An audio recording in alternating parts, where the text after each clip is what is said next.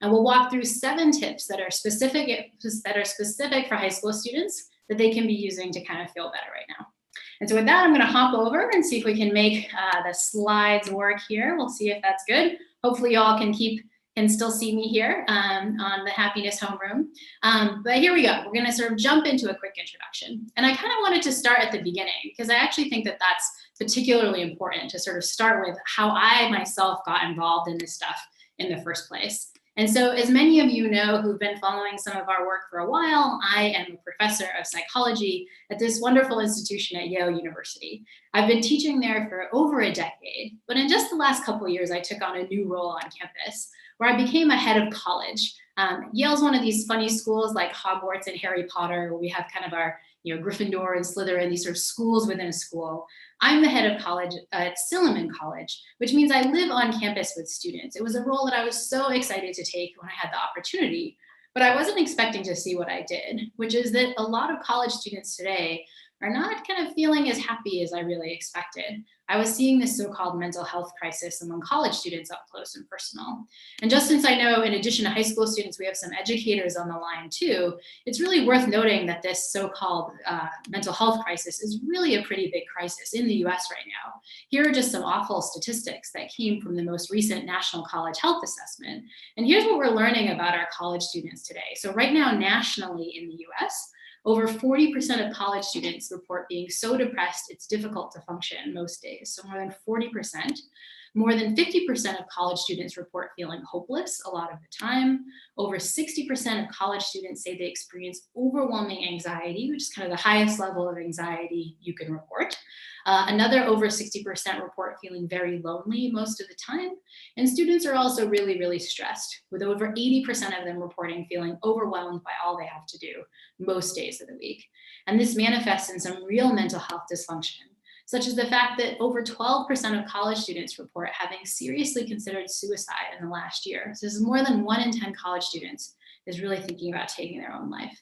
And so you're probably seeing these statistics in the same way I did, which is to say, this is really bad. This is not just a few students who are kind of feeling a little unhappy.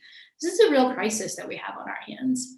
And so I wanted to do something about the crisis. And because I'm a psychology professor, I thought, well, why don't I develop a new class where I can teach students all about the science of well-being? I'll give them all the tips that science suggests they can use to feel better. And I'll see if a few students want to take it. It was a new class, so I expected about 30 kids to show up. You can imagine my surprise when I walked into not a small seminar room, but a concert hall that looked like this. This is what it looks like when 1 out of every 4 students at an Ivy League school is trying to take your class. We had over 1,000 students sign up. And I think this was really cool because it shows us that young people are voting with their feet. College students don't like this feeling of feeling so depressed and feeling so anxious and stressed all the time. And they really wanted evidence-based solutions that they could use to feel better. But the class didn't just go viral on Yale's campus, it kind of went viral all over when I first taught the class. We had national and international press about how many students were taking the class. As many of you know from taking the Coursera class online, we have over 100,000 learners sign up in just the first couple months. It was a pretty incredible moment to realize that lots of people really wanted to feel happier and they wanted some strategies to do it. And so that takes us back to when I first taught the class back in 2018, where I thought, oh man, so many people need these strategies to feel happier. But nowadays, high school students, I think we're, of course, in 2020, where I can say that things feel a little bit more dumpster fiery than they did back in 2018, right? And, I don't really have to go through why, given that there's so many of you on this YouTube live stream. But of course, we're all facing the coronavirus pandemic, which is affecting people all over the world, making us scared for our health, uncertain about the economy, giving huge, huge changes to our routine. And I think these uncertainties and these scary things are hitting high school students incredibly badly, just in the sense that so much of what you're all looking forward to as high school students has changed around a lot just in the last 6 months. I mean, for one thing, if I look to students in Connecticut, many of you are facing the possibility of going back to classrooms that look incredibly different than what you faced before, both for students and for educators. How classrooms are going to look in the context of making sure we're following public health guidelines is something that feels really scary and really uncertain, and something that can be really deeply affecting our mental health. But of course, not all students are actually going back to classrooms. In Connecticut here, we have lots of classes that are going to be hybrid, at least for part of the year. And that means that students are facing the possibility of having to deal with their education online, remote learning in a way that's different than many students had actually come to their education before. And that comes with feelings of isolation and sometimes loneliness. It comes with worries about whether or not learning environments are fair, that students can actually get the content they need. Lots of uncertainties and things to be frustrated and scared about here in 2020. And so it makes sense that so many high school students are on this call because we want some strategies to deal with this stuff. But I think the thing that's most frustrating to me as an educator is, yes, 2020 is giving us a whole set of really specific, unusual problems for our mental health, but all those mental health problems were true of young people even before the coronavirus crisis, even before 2020. What we know, if you look at the statistics, is that mental health dysfunction in high school students has been rising almost exponentially. If you look at every mental health indicator, high school students aren't doing so well. So we see things like rising rates of depression among young people, particularly among high school age students, sharply rising levels of things like anxiety, and even low-level things like loneliness, even during a time when students should feel most connected to their other peers. More students are reporting feeling lonely than ever. And just the kind of basic academic, financial, and sort of social stress, these kinds of things are going up and up. So we didn't need to be in a crisis like 2020 to need these tips, but 2020 is making all this stuff worse. And so that raises the big question, right? How can we all be happier in 2020? And sometimes when I raise this question, I get a different question, almost a little critique of this approach. Because some people, when they hear that, so many people right now are taking a happiness homeroom in the middle of a global pandemic, they might ask the following question, which is, wait a minute, we're all in the middle of a huge health crisis. Should we really be focusing on happiness, right? Like, is that the solution we need right now? And I think, in some ways I get this critique, right? We're going through a global pandemic. We're worried about people's jobs, about people's health. There's a real crisis in terms of anti-racism that's happening out there. We need to kind of have some strategies to deal with racism and problems that we're facing. There's so much political unrest and sort of political polarization, right? Like, how is this a time when we're gonna, make our rosy cheeks and focus on happiness? Like, is happiness the thing we should be focused on? And I think the answer to this question is yes, actually. Like, if we want to solve a lot of the other crises we're facing as a society, and especially the crises that young people are facing, we need to focus on happiness first. And I recognize that that's a counterintuitive answer, but it's one that's really important to start with. Because if you look at what the science is telling us, the science shows something that's incredibly clear, which is that our happiness levels, our basic levels of mental health and well-being, those things matter much more than we think. They don't just matter for how we feel, they matter for basic public health outcomes that we care about a deep amount. And so what do I mean by this? Like, happiness matters. Like, of course, it feels nice to feel good, but what else does happiness matter for? Well, stuff that we really care about in the context of this crisis. For one, there's evidence that just the act of experiencing positive mood can actually protect your physical health. It can literally protect you from experiencing viruses, for allowing viruses, when they enter your system, to take hold. How do we know this? Well, we know this by a study by Cohen and colleagues that actually looked not at something like coronavirus, but the kind of common cold, a typical virus that a lot of us might catch during the year. You're exposed to some viruses. Do you come down and feel sick? These researchers looked at some of the factors that affected that. And in particular, they were interested in one that's relevant to happiness, your positive mood. Are you the kind of person who's always feeling joyful and laughing and so on? Or do you kind of have a low positive affect? You're kind of not that happy most of the time. Researchers compared folks who had low, medium, and high positive affect. And they did that by kind of exposing these folks to rhinoviruses. These are the little viruses that cause the common cold. They actually did a kind of nasty experiment where they shot viruses up these subjects' noses using a little syringe. So subjects are all the subjects are exposed to the virus. The question is, who actually gets sick? Who catches a cold? And that's the little graph I'm going to show you now. I'm going to plot how many colds people catch based on their positive emotion style, based on how many positive emotion they experience. And what you're seeing in this graph right now is the fact that people who have a low positive emotion style, that white bar, they're catching almost twice as many colds as people with a high positive emotion style. So just your mood is literally affecting the frequency with which you're going to catch viruses, right? Like, something we should be really caring about in the midst of a pandemic. But it's not just our physical health. So many other social outcomes seem to depend a little bit on how we're feeling, on what our mood is. One of those social outcomes that's super important for high school students is whether or not you're easily able to get a job. So many high school students are focused on their studies so they can get into a good college, so they can get a good career down the line. Or even high school students who are thinking about, going off into the military and maybe going directly into the workforce. You're worried about whether or not you're going to be able to get a job in this climate. What are the things that affect that? Of course, your grades, your resume, all that stuff matters. But the research suggests that your happiness levels matter too. And they don't just matter in the moment, they matter right now when you're in high school. Because the research suggests that your moods in high school are going to actually affect whether or not you get a job down the line, even 10, 20 years later.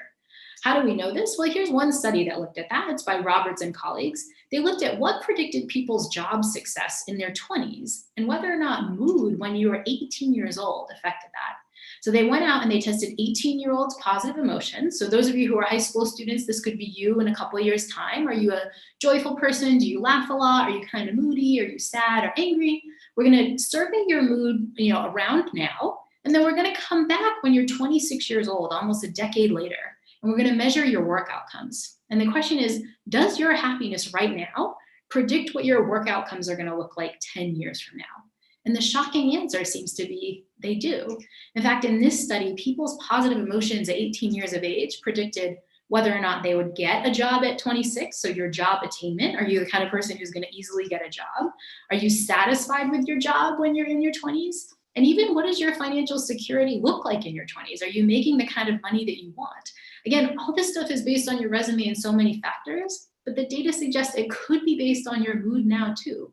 And I think the financial security one is especially important. So many of us are worried about, well, how can I make sure I get the skills I need to make sure I'm getting a good salary down the line? You don't often think that your positive mood matters, but the data suggests it really does. And again, that it matters right now. If you're in high school right now, your mood might actually be predicting the salary that you're going to get much later.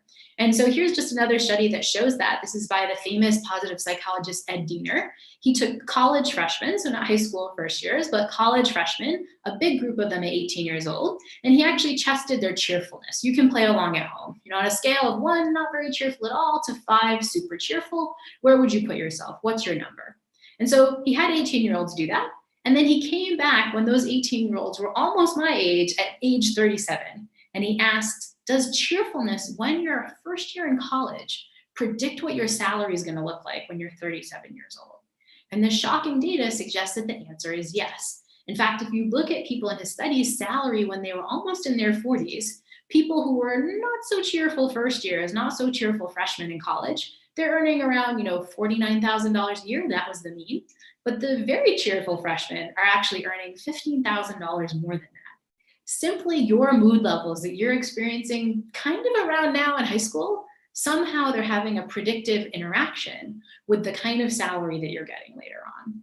And I think that's why it's so important to start with the fact that happiness matters. If I look out at my college students and the high school students they were before this, I see a lot of students who are stressed about their academics, stressed about their job prospects, making themselves miserable, not sleeping because they're so stressed about our grades and so on.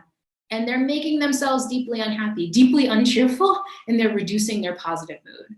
What they don't realize is that might be having a causal effect on the kinds of salary, job satisfaction, and things they're going to experience later, not to mention their physical health.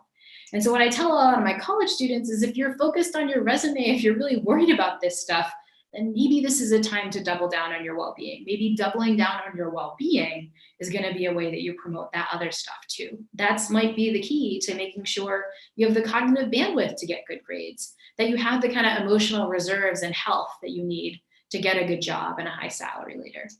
And so all this goes to say happiness matters more than we think. And so I think that means I'm so excited that you're all here really trying to look at what evidence-based practices can you use to feel a little bit better, and what evidence-based practices can you use to do that in 2020 in this very strange special situation in which we find ourselves. That's what we're going to spend the rest of the talk on. I'm actually going to walk through 7 different pro tips from the science of happiness. that you can start using today to feel better in this strange time. I'm going to walk through each of these 7 tips, and then I want to hear all your questions about these pro tips, but then about everything else you're thinking about. And so in the chat, be sort of pasting your questions as we go along. And as I get to the end of the talk in about 15, 20 minutes or so, we'll actually go through all those questions and answer them directly. So be giving us your questions in the chat. My awesome staff are going to be watching them for me as I go through this stuff, and we'll get to them at the end. But first, we'll start with our 7 pro tips. And the first one, I think, is the most important message that we get from the entire empirical field of positive psychology, which is that if you want to be like happy people, if you want to improve your mood, you need to focus on social connection. And in the time of 2020, that means trying to banish the stress that comes from social isolation. How do we know this? Well, we know this from literally every study available in the field of positive psychology. Every study that I've ever heard of suggests that social people tend to be happier. Social people tend to report higher well-being, higher mood, and that involves whether you're being social with your friends and family members, people you really care about, but even if you're just being social with strangers on the street, the folks that talk to the barista at the coffee shop, that just physically hang out with other people, those people tend to be happier than the folks that self-report not doing that. And it turns out that some of these effects, like the effect of talking to strangers improving mood, those things are true even if you self-report being an introvert. So if you're out there being like, okay, that might work for some people, but not for me, the data suggests that that's one of the many lies of your mind that I talk about a lot in my podcast and my course. We don't realize that social connection is as powerful as it is for our mental health. And that's one of the reasons that if you look at loneliness among young people, it tends to be correlated so deeply with mental health dysfunction. Loneliness is really a path to things like anxiety and depression. But beyond that, loneliness is also a path to physical health dysfunction. In fact, loneliness, it turns out, is as bad for your body as smoking 15 cigarettes a day. Right? This is what folks like the Surgeon General, Vivek Murthy, have been talking about. If we really want to fix the physical health crisis, we might need to focus on loneliness first. And so this is something folks were worried about, when we started getting those data I told you about before about college students and high school students feeling lonelier than ever. Of course, in the time of 2020, this has only gotten worse because we're all sort of practicing social distancing. The normal social interaction we're getting is a little bit more limited now. And I think this is especially true for my Connecticut high school students who might be facing this in their own way. Those of you who are going back to a hybrid learning model, this means that at least some of the time that you're learning, you're actually not around people in the same way you might be in a classroom. And so this is something that we really need to kind of figure out. How can we feel more socially connected in this time of COVID-19? And so that's kind of what I want to focus on. Like, what can we really do to feel better? And I think the advice that I think has been so important for me and so many of my college students is that if we want to banish loneliness, if we want to fight social isolation, we need to find what I'll call here nutritious social connection. Nutritious social connection. What does that kind of mean? Well, I like with my students to use lots of food metaphors because I'm like a big foodie, so I think about food a lot. And I really mean nutritious like in nutritious food. Like if you look at this image here, we're looking at lots of delicious fruits and vegetables. If you ate this stuff, you would feel kind of good and healthy, and your body might feel nice, right? In a way that you might not if you ate a bunch of like junk food, right? I mean, junk food has its place, don't get me wrong, but it doesn't necessarily always feel good for your body and for your health, right? And so the idea is like, if I asked you, is this stuff nutritious? You'd be like, yeah, after I ate it, I felt good. When you think about what social connection you need in your life, I want you to ask the same question. What feels nutritious? Not the like junk food social connection of like, scrolling through an Instagram feed or scrolling through Reddit. I'm talking about the real nutritious stuff. The data suggests that the real nutritious stuff is the live social connection that we get with friends. When you really hang out with like a small core group of close friends who deeply get you, like who you just like, they are your squad and you spend time with them, you'll feel like, is that nutritious? Like, yeah, that feels really good. That's going to bump up your mood and your well-being. Our goal during social isolation is to figure out what that looks like in the context of social distancing. We can't do it exactly the same way as we did before, or we at least have to do it socially distanced with masks to protect our physical health. What does that look like right now? And I think to figure that out, we really need to pay attention. We need to ask ourselves this question about nutrition, like what really feels nutritious right now? And so for you, that might look like, calling your friend on the phone, calling one friend who you're really close with, using the phone, not to like type on social media, but actually talk to somebody, have a deep, meaningful conversation. Is that good? probably that will feel pretty nutritious. But it also means, looking at the things you spend a lot of time doing that feel social, but might not feel as nutritious. Like going on, like reading all the Instagram stories, or like trying to look at your Snapchat feed, or just, the kinds of ways that we interact with people, even just like texting with a bunch of friends over time. Ask yourself, like, does that feel nutritious? Like, maybe for some of you, it might also feel a little gross. It might be kind of more of a junk food sort of social connection. The same question could be applied to, the kind of thing that a lot of us are doing now, where we're hanging out with friends on FaceTime or on some sort of thing. Does that feel nutritious? For me, if I ask the nutrition question, like sometimes I'm a little zoomed out and it doesn't feel good. Sometimes it feels great. For some of us, it might feel better to do it with a small number of people versus a large number of people. The point here isn't for me to tell you exactly what's nutritious versus what's not. The point here for me is to tell you to feel mindful and to ask the question, after you do these different activities that feel social, whether it's hopping on social media, calling a friend, interacting with your family members, ask yourself that nutrition question. How nutritious did that feel? Was that like a really good fruit salad? Or was that like, some potato chips that might make me feel a little nasty later? If you can answer that nutrition question, you're going to be on the path to kind of finding the social connection that feels nutritious for you. And the data really suggests if you build that in, that's going to build up your mood in ways that you don't expect. So that's pro tip number one. We need to find nutritious social connection. And that gets us to a related question, which is, the thing that we often think of as being social, but we might want to look at a little bit more carefully, which is like, what is social media doing? Is that feeding our nutritious social connection in what way we think? And that gets us to cite pro tip number two, which is that we need to be looking at social media a little bit carefully and making sure we're using this important, cool technological tool that we have in a way that's making us feel happier, not making us feel so anxious. And if you're like any of the college students I work with really closely, some of you high school students might be experiencing a little bit more FOMO from your social media and happiness. Especially in the time of COVID, I feel like so many of my college students report feeling like their friends are doing this cool stuff and they're not, or they hear about some sort of cool party or some cool activity that people are doing that they're not part of. Sometimes social media can make us feel kind of yucky, which is sort of a problem, right? Because we hop on there to hopefully feel good. We hop on there to feel more socially connected, not more socially disconnected. But the data suggests that sometimes our intuitions are a little wrong. We know that from one study by these researchers. They actually had folks predict how they were going to feel after going on social media for 20 minutes. So I'm going to have you hop on Snapchat. You're just going to read stuff for 20 minutes. How's that going to make you feel? Are you going to feel like on this scorecard here, worse than before, like a 1 or 2, or better than before? Are you going to feel a 10? Like, what are you going to feel? Play along at home. If I had you jump on social media right now, what would that make you feel on this scale from 1 to 10? Here's what people really predict. People predict that the social media is going to make them feel like a 6. You're going to kind of hop up past that halfway point. But in practice, it's not really as good as we think. If anything, it's pretty close to kind of neutral. It's not often as great as we assume it's going to be.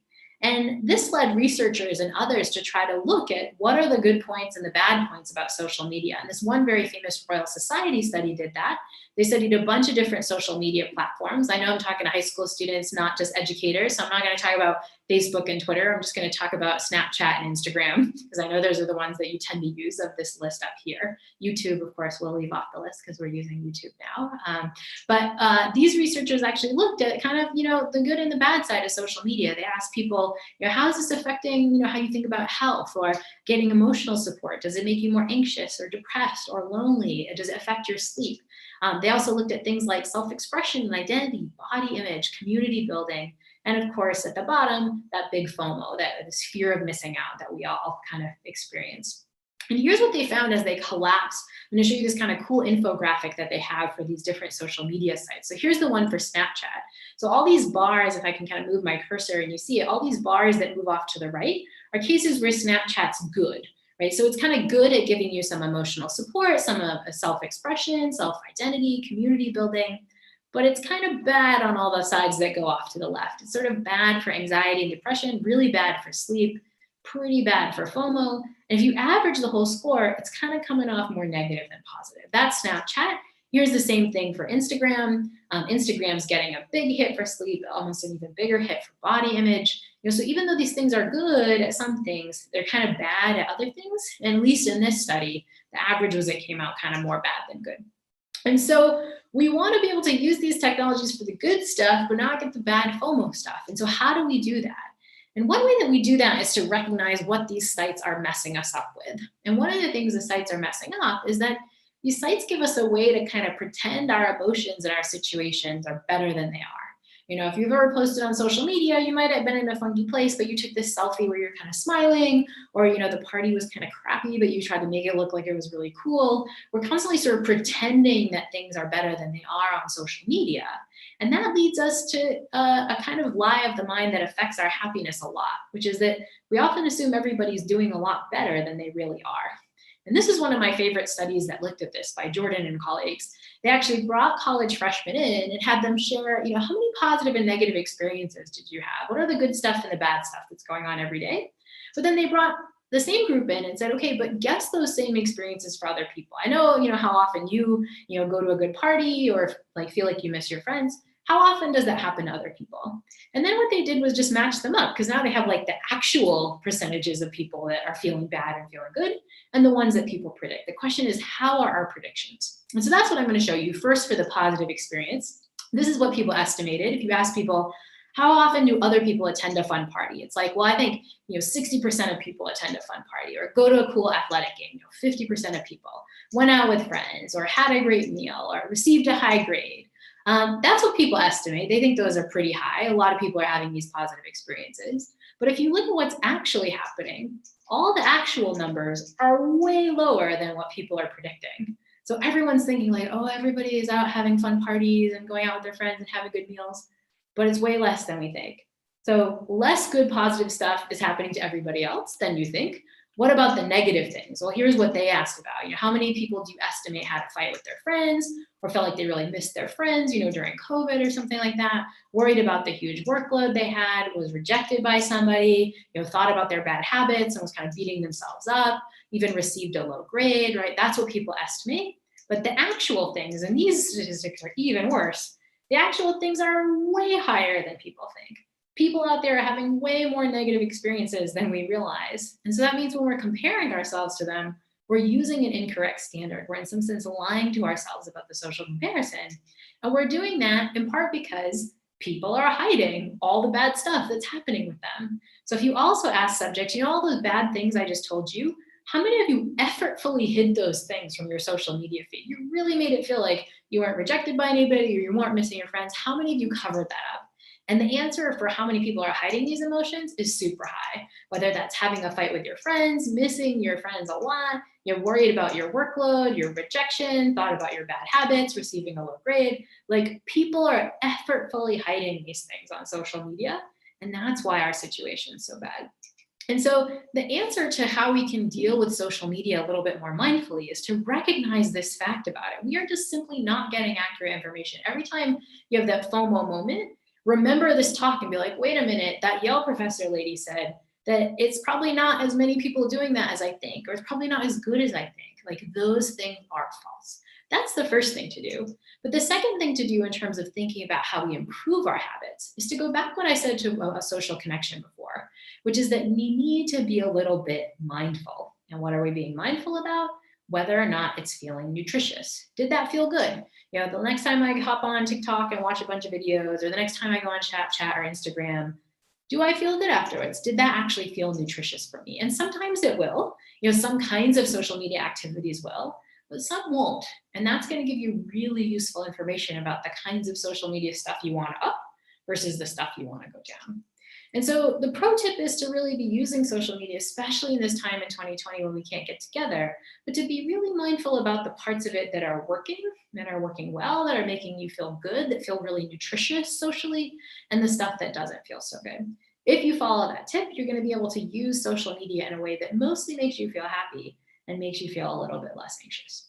So that's pro tip number 2. And now we jump to pro tip number 3, which I think is going to be super important specifically for high school students in 2020 and high school learners in 2020, which is that if you want to feel happier during 2020, you need to find ways to kind of slay your new learning environment, right? Even if you're going back to school, that's going to feel really different. And it's especially going to feel different for those of you who are in hybrid learning, where you're spending some of your time in the classroom at home in this totally different environment that you've been in before.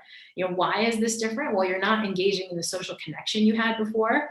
You have to deal with kind of distractions in your home environment. Here's something that happens if you have pets at home. This is the kind of thing, this never happened at school in the real classroom, but it happens at home all the time.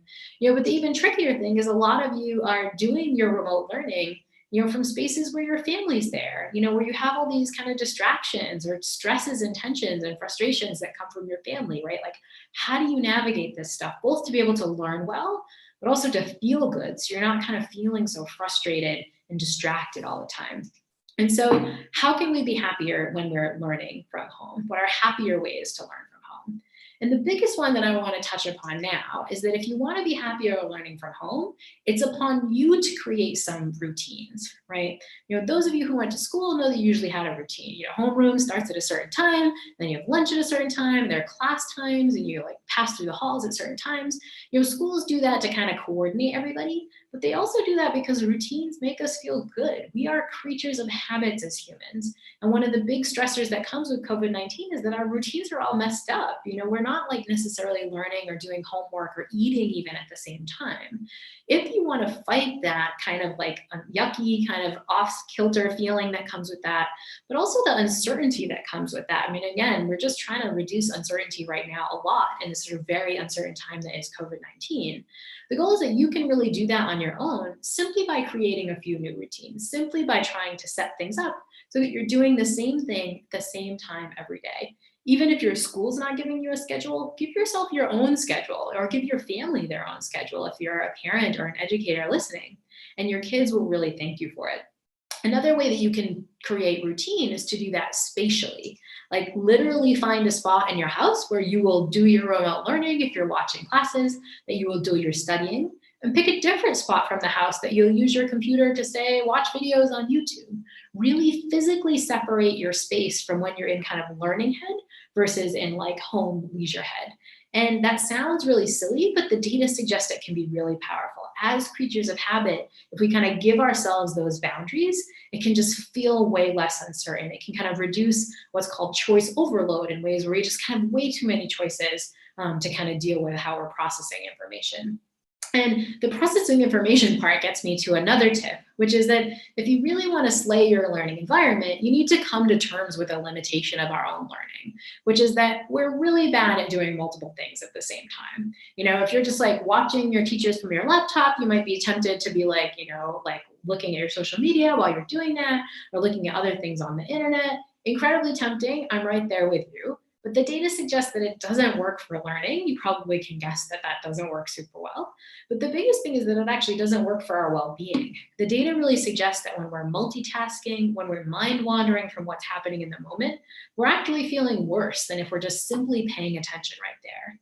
And so the kind of slay your learning environment tip that I want to give you now is, instead of this idea of multitasking, can you kind of build in a learning environment that's all about single tasking, that's doing one thing at once?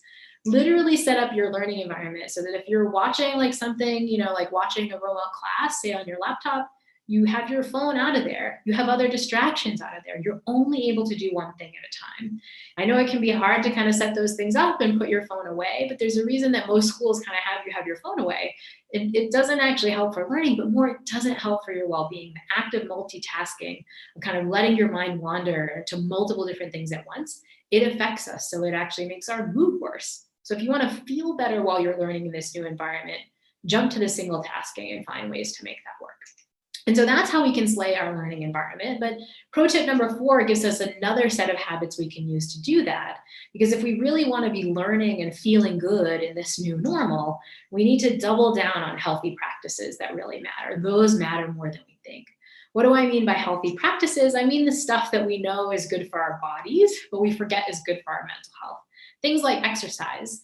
The data suggests that just a half hour of cardio exercise every day is as effective as a prescription of Zoloft, which is one of the leading antidepressant medications. Same thing is true for anxiety. We can really buffer our mental health by focusing on getting a little bit of cardio activity in. But an even more powerful healthy habit is the act of getting sleep in. I know my college students are always a little bit sleep deprived, and I'm guessing my Connecticut high school students are as well. That you might kind of show up for class the next day looking like this. But this study by Dinges and colleagues will show you why that's so problematic. Again, not even for your learning, but for your mental health.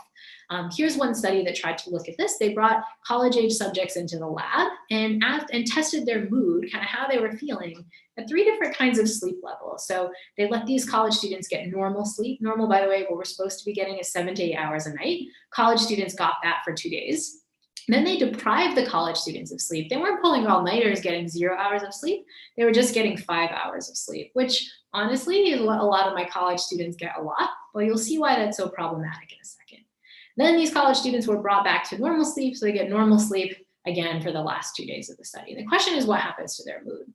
And so I'm going to show you a measure of what's called a profile of mood score. You don't really know what this is, except that big numbers means good mood, you're happy, you're laughing, you're feeling great. Numbers down at the bottom of the scale over here, you're feeling pretty crummy. You're frustrated, you're sad, you're like easily riled up, not feeling really good. You basically look like you're clinically depressed. And here's what happens after a single week of getting deprived sleep. Basically, by the end of that week of restricted sleep, you're looking like you should be walking into your doctor's office to ask for antidepressant medication. I actually think we could solve a lot of the mental health crisis that young people experience and that my Connecticut high school students experience if you all just got a lot more sleep. And so the pro tip is that we need to maximize this stuff. We need to sort of double down on it more than ever. Now is the time that we need it in 2020. Like, let's just jump into these healthy practices. And even if you're not able to go out as much anymore, you might not have live gym class as much anymore. There are ways you can do this stuff. If you're on a YouTube live right now, you could go on a million different YouTube live exercise videos. So many trainers and exercise fitness gurus are putting their content out for free. So just hop online and grab a towel or a yoga mat or something and just do it from the comfort of your home, but commit to it. It's not just going to help your physical health, it's going to help your mental health too. Like, imagine just reduce your depression and anxiety symptoms with a little bit of cardio.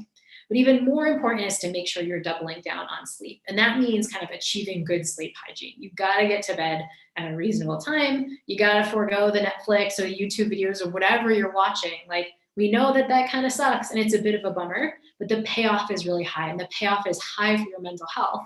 So if you're like, oh, it'd make me happy to kind of watch this Netflix video, maybe, but the data you just saw really suggests that it would help you a lot to get an extra 2 hours of sleep. And that also means that we need to be paying attention to the things we were talking about before. Remember those data that 1 hit from our Instagram use and our Snapchat use is on sleep. Make sure your sleep hygiene involves putting your phone somewhere else. I actually have a little fake like doll bed that I use for my phone at night, and I put my phone away and I put it to bed. It's far away, so I can't easily do the kinds of things that this girl is doing in bed.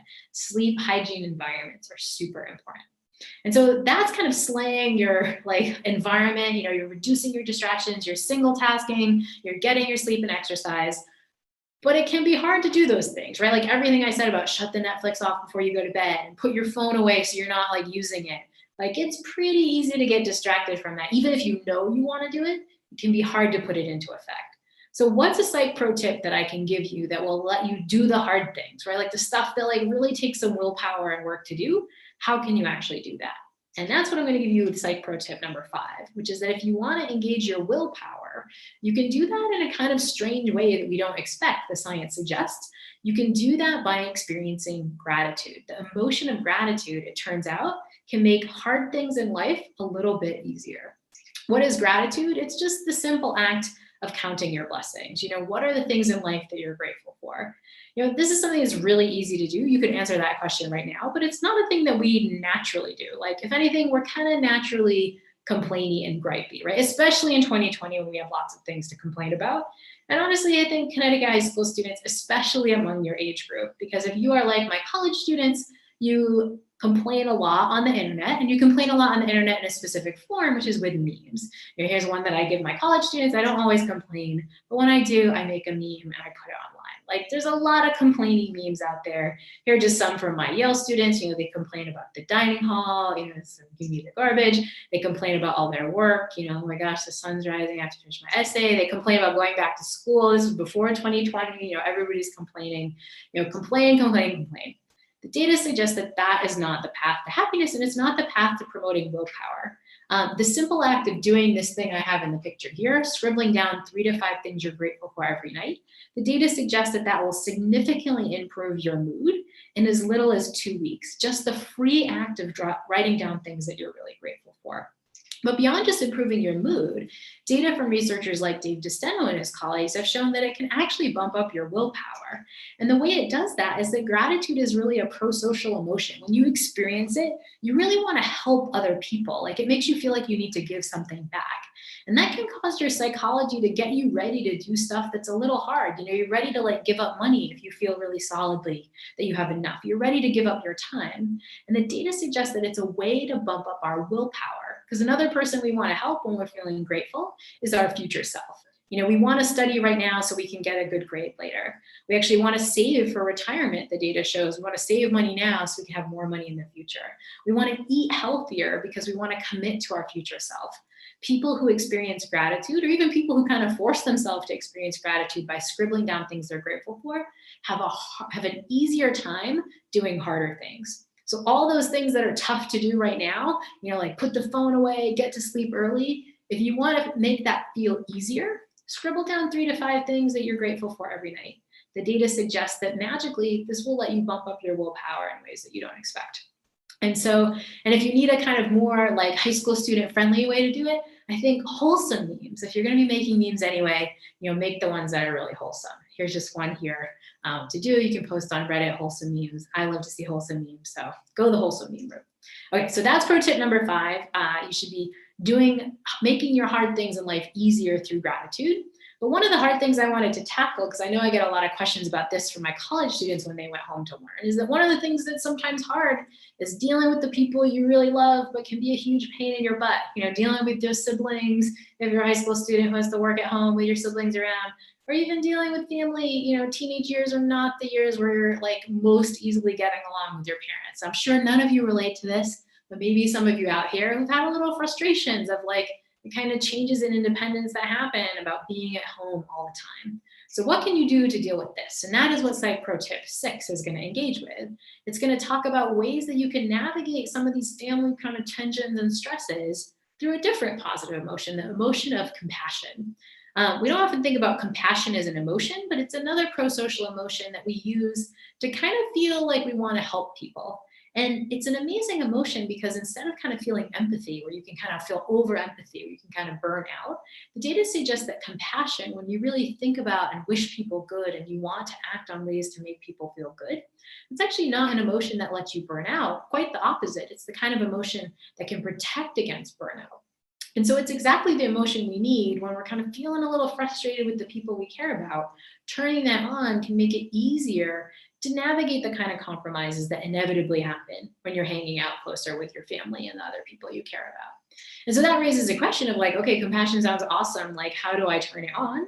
And there is an answer, which is that there are practices that allow you to turn compassion on. And they're actually practices that engage with acts like meditation, but in this case, a very specific kind of meditation, a form of meditation known as loving kindness. Now, if you're interested in this stuff, there are actually lots of YouTube videos about loving kindness meditation, even apps that you can use. Insight Timer is the one that I use. But this form of meditation, rather than kind of sitting and watching your breath, what you do in this practice is that you sit and you watch your own experience of compassion. You actually give compassion to other people. You direct it to other people in your life. One form of the practice is to start with yourself. So you direct compassion and kindness to yourself. You say, may I be happy? May I feel safe? May I feel joy? Then you kind of expand out. You start with your friends. You start with the people who are really easy. Pick somebody who's neutral, you know, like some like random person you see at the shops or something. Then you kind of move on to people who are a little difficult, who are a little frustrating. May you feel happy. May you be safe. You kind of expand it out. What does the data suggest? Well, the data suggests that this is a powerful way to navigate conflict with the people who kind of really piss you off in life. The act of kind of exercising this emotion means that that same compassion you easily feel for like a pet that you love so much, or like your best friend that you just can't help but like adore and you really want them to feel happy. When you exercise that emotion, you can then apply it to people who feel a little bit more frustrating in your life. And the data suggests that it can be really powerful, not just for familial expectations and for familial tensions, but also for decreasing burnout. In case the data suggests that first responders, so nurses who are, say, dealing with the coronavirus crisis, those who do loving kindness meditation can actually reduce burnout, even in those really stressful jobs. And so psych pro tip number 6 is that if you want to kind of deal with the family stress that comes from this new learning environment, you got to bump up compassion. And doing that will have an extra added benefit, which is that sometimes we need compassion not for our frustrating family members, we actually need it for ourselves. When we're feeling like over emotional, when we're beating ourselves up, when we're not being kind to ourselves, we need a little dose of self-compassion. And these loving kindness meditation practices wind up increasing people's self-compassion, so people burn out less and they beat themselves up less. You get a kind of extra added benefit. But that kind of idea about self-compassion and being nice to ourselves gets me to my last psych pro tip, perhaps the most important one for 2020, which is that if we want to get 2020 right, we need to deal with the fact that 2020 is coming with a lot of negative emotions and feelings. But rather than running away from those emotions and feelings, we need to kind of harness them and navigate them head on. And so, when I look at my text thread and look at the emojis that I used in 2019, there are lots of smiley faces, hearts, the good stuff. If I look at the emojis now, there's a lot more of these, sad, anger, frustrated, the face, it's been a tough time of uncertainty and sadness and tons of negative emotions. And to be fair, negative emotions don't feel good. Our instinct is to run away from them. But the data suggests that it's really not good to do that. In fact, one study by James Gross and colleagues kind of looked at people who were experiencing negative emotions, like you're frustrated with your family, or you're stressed about school, or you're feeling like FOMO and kind of shamed by your friend. You try to run away from it. You try to hide it and sort of put on this happy face. What does that do? Well, it turns out it doesn't work. Even if you're fooling some people, you're not fooling your body. You're not fooling your brain. In fact, James Gross's work suggests that if I give you a hard memory task while you're doing that, you're going to do worse at the memory task. You're literally changing the way your brain thinks when you're trying to suppress and run away from your emotions. You're not just changing the way your brain works, you're actually changing the way your body works. You're causing inflammation in your cardiovascular system, all those systems that you use when you're running a marathon or trying to run away from a tiger or something. You're activating those when you try to suppress these simple emotions. It's not helping your body to do this. So it's not working for your thinking, it's not working for your body, and ultimately it's not actually making you happier. And so that raises a question how do we get through these negative emotions? 2020 is going to be 2020. All this uncertainty, I wish I could snap my fingers and make it go away, but I can't. So how do we deal with all these emotions? Well, the good news is that the science of happiness gives us one tip we can use, which is that we can use the power of what's called R.A.I.N. This is an acronym for a different meditation technique that's been heralded by meditation practitioners like Tara Brach and others. And I'll kind of walk through the technique because I think it's really, really powerful. What R.A.I.N stands for, again, it's an acronym that stands for a few steps when you're experiencing negative emotions. You need to first do the R, which is to recognize what's happening. What's the emotion? Oh, that's what's happening in my body right now. You need to kind of allow it to be there. Just allow the feeling to be just where it is. It's hard, but hey, this is what it is. I'm feeling this way. Let's just acknowledge and allow this. Then you need to do the I, which is to investigate it. What does this feel like in my body? Not judgmentally, but just let me kind of be like an explorer and check it out. And then you do the N, which is to nurture it. How would you react if a younger sibling said they were going through that emotion, or a really close friend? What would you tell them? Tell that to yourself. Okay, so how would this work? So let's say you look on Snapchat and you see all your friends are hanging out and they didn't tell you and you didn't know, and you get that feeling, right? How would you use R.A.I.N? Well, first thing you do is recognize, wait a minute, I'm not feeling good right now. What is that? Is that frustration? Am I pissed off? Am I shamed? Am I sad? Do I feel hurt? Do I feel betrayed? What is it? Categorize it, label it, and notice it. And then you do the A, which is the allow. Just what does that feel like in your body? And can you just let it be there? We know it sucks, it's gonna suck, but can you just let it be? And then you go detective, you say, okay, frustration, pissed offness, shame. What do you feel like in my body? Are you making my chest tight? Are you making my head? You maybe have this emotion where I really want to text somebody and say something mean. What? Let's just play with that and see what it looks like. And then you kind of go through the nurture of just be nice to yourself. What would you say if somebody else was going through that? The data suggests the act of doing this. Allow the emotion. Emotions are kind of like a wave if you're surfing, and it goes up, but it goes down. And the data suggests you can kind of watch it go down. So you don't have to run away from your emotions. You're there and you're giving them space, but you do it in a really controlled way. Super powerful tip for 2020 and navigating all the emotions we face. Okay, so those are all our psych pro tips. You made it through the whole class. It was kind of like a version of a Yale class, so you all made it. Congratulations. And now we're going to have time to kind of jump in and explore your questions. But before we do, I wanted to do a really quick call to arms, which is that if you like this, if you learn something from it, I want to give you even more tips because, of course, the science has more tips than we can kind of squeeze in a quick 45-minute webinar. And the way I want to point you to that is a wonderful resource that some of you know about already. It's the Coursera class that we've offered, which is called The Science of Wellbeing, available on Coursera.org. But awesomely, because the Department of Education loves you all, they're putting it on their new learning tool, which is called the Connecticut Learning Hub. You can just Google Connecticut Learning Hub. And I think as of tomorrow morning or by the end of the week, you should be able to find the Science of Wellbeing on there for all Connecticut high school students and even for Connecticut educators, which is awesome. So go check that out, Science of Wellbeing. But in addition, I wanted to share another resource that I think we're pasting into the YouTube live chat, which is that we really want to hear from high school students about what you want, because we're designing a class specifically for high school students. And so we need to know what you need. And so if you're a high school student who's listening to this, or even if you're an educator who kind of works in the school system in Connecticut, in other parts of the US, or even internationally, we really need your feedback. So head to my new website, which is drlorisantos.com, and sign up there and tell us if you're interested in piloting some new well-being content in your school. We really want to share all this info. And so I hope I've helped you on the path to happiness, some tips that you can use to navigate 2020. And I'm so thankful and excited to hear your questions. With that, just some gratitude for the Connecticut Department of Education and Irene Parisi in particular. Thank you so much for helping us to put this together. And to Alex and Belinda, who are working really hard late at night behind the scenes to make this all work. So thank you so much. And so with that, I'm going to hop off my PowerPoint and look at all the fantastic questions you've submitted. It is so humbling, I need to say, to see people from all over the world, especially from countries where you're up really late at night, submitting these questions and all these great comments. Thank you so, so much. But jumping in, I'm going to kind of dive into some questions that we have here. First from Stephanie, thank you, Stephanie, who asked, Lori, what advice would you give to a group of high school friends with parents who have very different views on the pandemic safety measures, and the friends are kind of arguing with each other? First, Stephanie, I feel like just validating this, I feel like my friends and I joke a lot about who's COVID scared and who's not COVID scared, who's going out and doing things and who's not. And this can really lead to a lot of tension and kind of a lot of FOMO and frustration too. So I'm right there with you about this.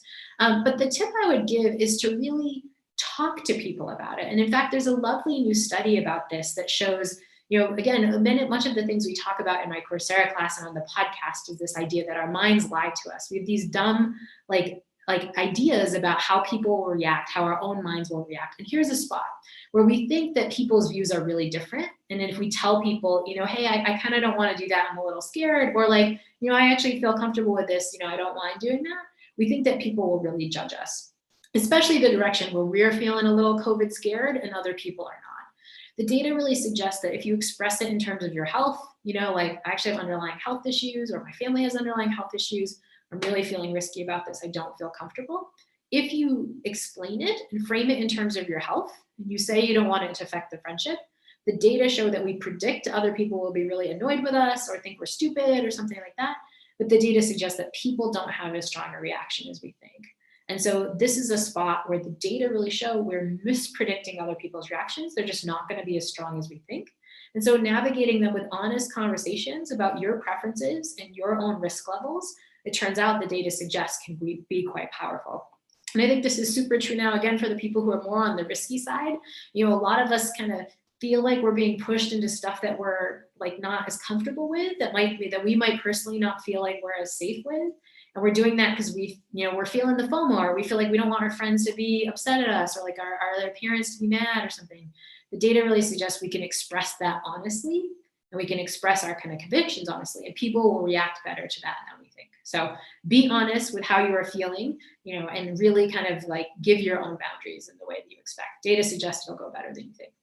Okay, Julia asks, do you have practical tips on what to do immediately when you feel like you're about to spiral? Like, how can we be kinder to ourselves, and deal with what's actually happening? Well, hopefully the last tip, R.A.I.N is a powerful technique I use when I'm doing that. Another one is to start R.A.I.N by when you're doing that, recognize, give a rating. On a scale of 1, not spiraling at all, to 10, I'm about to spiral, implode, where am I? And even when you recognize you're a 9 or a 10, you kind of go through the process of the, the accept part. Like, okay, I'm at a 10. It's not great, it sucks, but I'm at a 10. I can't shut that off. Like, all right, what does that feel like? What does a 10 feel like in my body so I can notice it later?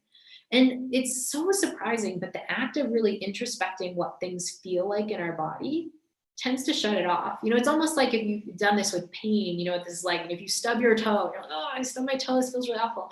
If you really stop to think about what it feels like, it kind of dissipates a little bit. And the data from the best emotion regulation studies we have suggests that emotions and feelings are like that too.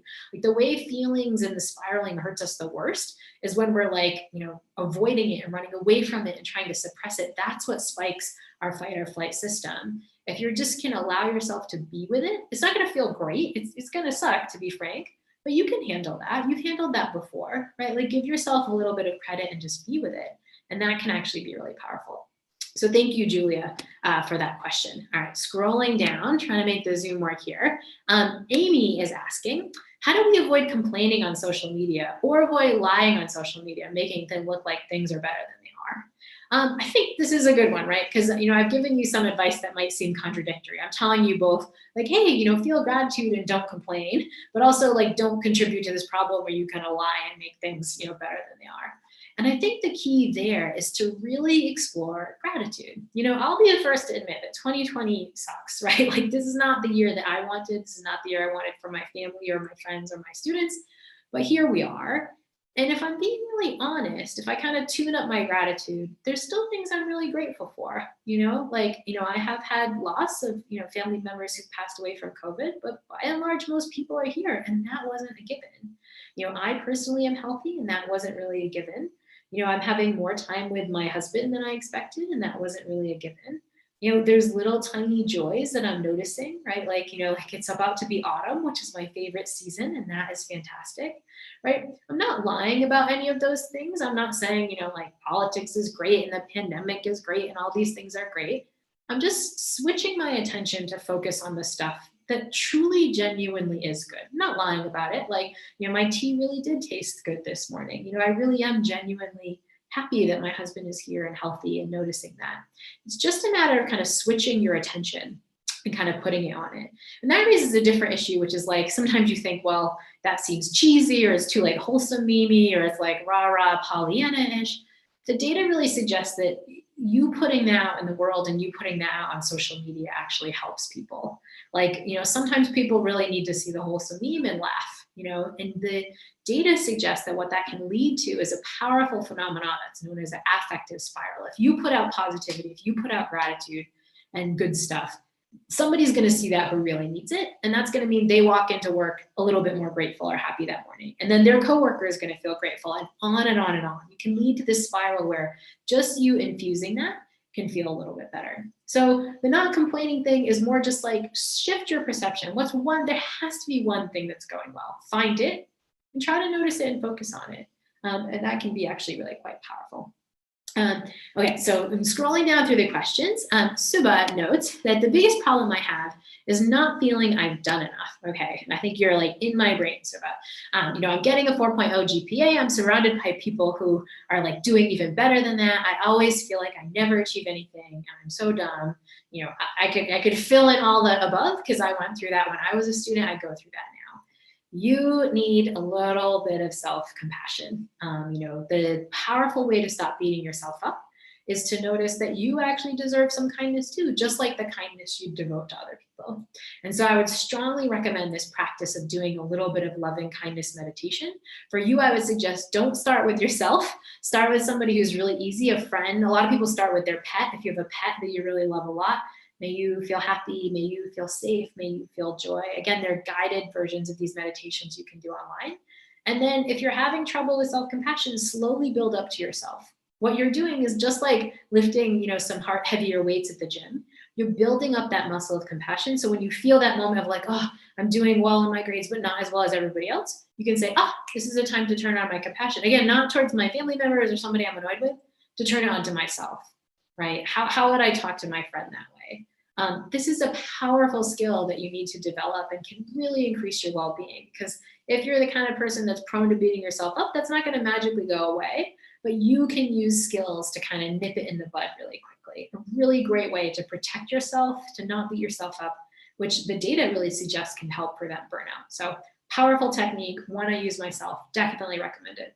I think we'll do one more question. Thank you so much for these questions in the chat. All of the ones that I'm getting, even if I don't get to them fully, will be ones that we try to address in these new different programming things that we're doing for high school students. So thank you, thank you, thank you.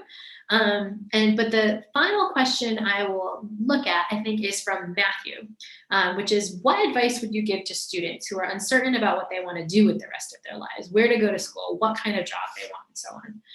The first piece of advice I would give, and this comes from like seeing college students over like more than a decade, right? Like I've seen them what they wanted to do here and what they wound up doing, is a little bit counterintuitive, because it's to not worry about it yet. You might be like, oh my gosh, I have to figure out like what I want to do and what I want to major in. Like, how do you figure this out? The question is first to give yourself a little bit of self-compassion, right? Like you don't know yet, but that's okay. Like bazillions of people don't know, and that's okay. Like it's not a reason to hate yourself or beat yourself up and so on. The second reason that that's okay is that, you know, we're in the midst of our world changing quite drastically. The kind of thing you might want to do with the rest of your life might not exist yet, right? Like that, like you might want to get skill sets in school that could allow you to do all kinds of different things, because the tasks that might face you and that might give you meaning and that might be the most important for you, it might look really different when you're actually out there in the real world. And so I think allowing yourself a little patience and compassion, and a little non-judgmental kind of following what you're into now. Honestly, the best way to figure out what you're going to want to do for the rest of your life is to get a little sense of what you want to do now. And to kind of do this like mindfulness, you know, nutritious exercise that I mentioned. Like, you know, if there's a thing that you like now, why do you like that? Why does that feel nutritious for you? Is it because it brings you out socially? Is it an activity that gives you meaning? Is it just fun? Does it give you flow? Notice those kinds of things. And that will give you some really useful feedback to thinking about how you can apply that to a job, even a career. And if you want more advice for how to do that, there's a wonderful podcast episode we have on what's called job crafting, of how you can kind of think about those things that feel nutritious for you and try to figure out how you can craft them into a job you have now, or maybe into a job that will feel nice in the future. But what the biggest piece of advice I have for you now is to remember the stuff I started with, which is that if you're focused on not beating yourself up, if you're extending yourself some self-compassion, if you're improving your mood, your cheerfulness, and your well-being, that's going to pretty much help you get whatever job you want in the future, one that's reasonably high in paying and that will give you a lot of meaning in life. So start with well-being first. I think that's an awesome way to end. Thank you so much, everyone who made this YouTube Live event possible, especially the Connecticut Department of Education. Please, please, please go to drlorisantos.com and check out how you can be involved in extending this content to even more learners